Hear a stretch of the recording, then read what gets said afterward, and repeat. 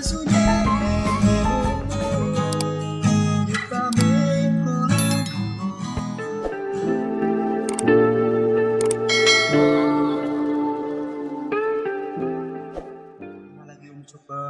pa ko din agad ninya I pehani loman logo dota fa ko todji la mi wara tai ra sawi no tele le so dota fa ko yi ko la de kilo image no iki ako tsa ne khai bgle le ta wa ju dota fa wi wi ki te tru la ba no akewe ko ni la de bia khole akhi wa akewe ta fa wi lo ba khola ko ro mo no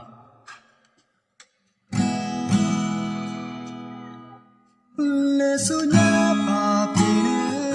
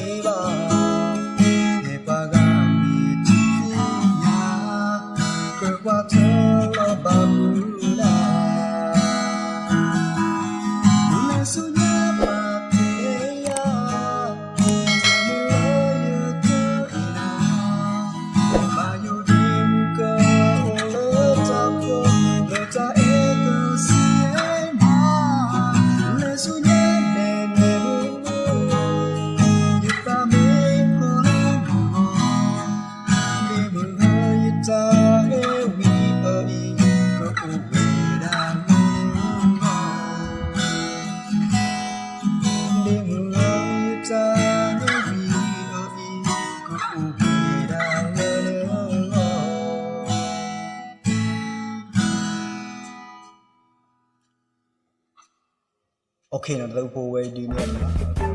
tau po samla da buat mufad ko dina ka diwe ke video ke bala na ke we na kata tau way miranya nya po tau hiya kisi ko nya